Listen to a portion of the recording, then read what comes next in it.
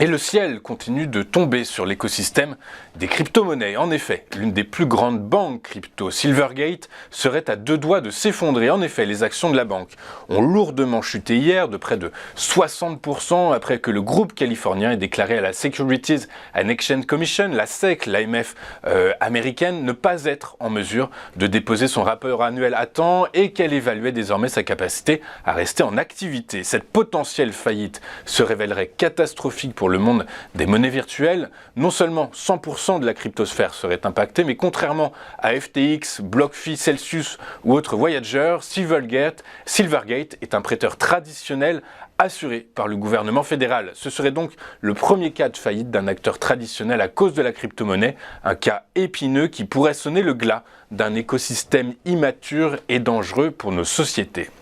Et si la France était en train de se réindustrialiser, c'est en tout cas une perspective qui semble avoir de plus en plus de sens suite à la publication hier du rapport de Trendéo, un éditeur de données économiques. D'après leurs données, les créations nettes d'emplois dans la filière industrielle ont atteint un plus haut depuis la crise financière des années 2008-2009. Un rebond qui s'explique d'abord par la bonne santé des entreprises soutenues par les aides de l'État, mais les créations nettes d'emplois ont ensuite été portées par d'importants projets d'usines dans l'Hexagone. Néanmoins, des obstacles se dressent toujours sur le chemin de la réindustrialisation de la France. Il est par exemple difficile de trouver des terrains pour les grands projets industriels. Ceux à plus d'1 milliard d'euros d'investissement se font le plus souvent en Europe de l'Est et surtout en Asie.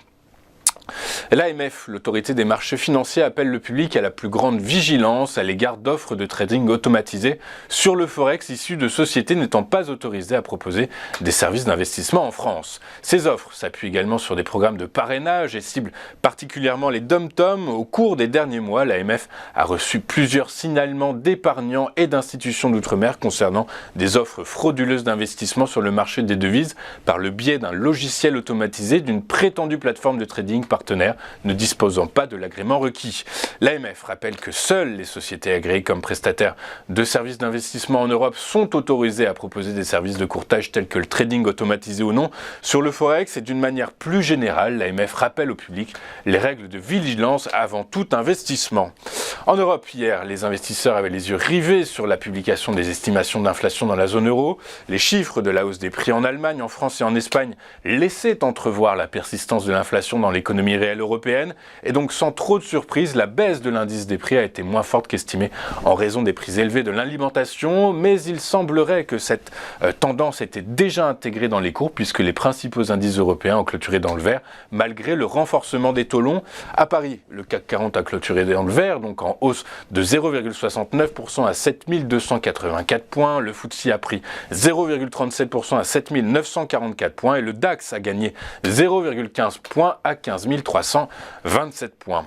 La bourse de New York a fini la journée en hausse après un repli des rendements obligataires à l'heure de la clôture aux États-Unis, puisque à la suite des propos du président de la Réserve fédérale d'Atlanta, qui s'est déclaré en faveur d'une hausse lente et régulière des taux de la Banque centrale américaine, le Dow Jones a gagné 1,05% à 33 003 points, le S&P 500 a pris 0,76% à 3 981 points et le Nasdaq s'est apprécié de 0,73% à 11 462 points. En Asie ce matin, le Nikkei a clôturé en hausse, bien aidé par le propriétaire de la marque de vêtements Uniqlo, ayant annoncé un bond de ses ventes en février. Le Nikkei s'est adjugé 1,56% à 27 927 points et quant au Topix, lui, il a pris 1,25% à 2019 points.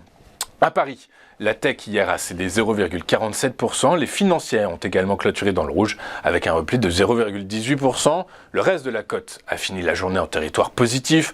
Parmi les principaux mouvements à la hausse, nous retiendrons celui de l'énergie qui a pris 2%, les services aux consommateurs ont gagné 1,71% et les biens de consommation ont pris 1,18%. Technip Energies a fini en tête du SBF 120 après avoir publié des comptes 2022 en amélioration plus prononcée qu'escomptée. Le titre s'est adjugé 7,02% à 19,29 €. ST Microelectronics ferme la marche, pénalisé par les annonces de Tesla à propos du carbure de silicium dont le constructeur automobile souhaite réduire l'utilisation pour préserver ses marges. Or, ST Microelectronics a lourdement investi dans le carbure de silicium qui représente environ 3% de son chiffre d'affaires. Le titre a lâché 3,24% dans les échanges hier et a clôturé à 44,22 €.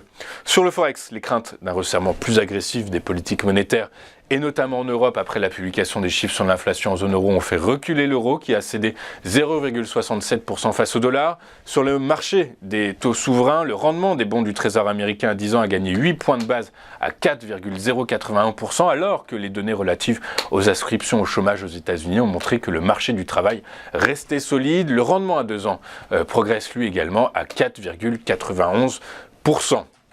Les prix du pétrole ont fini en hausse, une hausse alimentée par de bons indicateurs chinois et un sursaut de la demande américaine d'essence, mais une hausse limitée par les craintes concernant l'impact d'une éventuelle hausse des taux. Le baril de Brent de la mer du Nord pour livraison en mai a gagné 0,52% pour clôturer à 84,75 $. Le baril de WTI pour livraison en avril a lui pris 0,6% à 78,05 $. Enfin, sur le marché des monnaies virtuelles, le Bitcoin a reculé de 0,2% à 23 416 $. L'Ethereum a lui suivi la même tendance avec un repli de 0,25% à 16 050 $. Et je vous rappelle que suite au scandale le potentiel faillite qui est en train de toucher la banque Silvergate, eh bien, les cours du Bitcoin ce matin lâchent près de 5% et le Bitcoin s'échange à 22 372 $ à l'heure à laquelle je vous parle. Et l'Ethereum lui cède 5,08% à 1478 $. Voilà, on marque une rapide courte page de publicité et juste après, nous retrouverons comme promis, comme convenu, Antoine Quesada. Antoine qui va décrypter pour nous les premiers échanges à la Bourse de Paris dans son Chronocac. À tout de suite sur Téléfinance.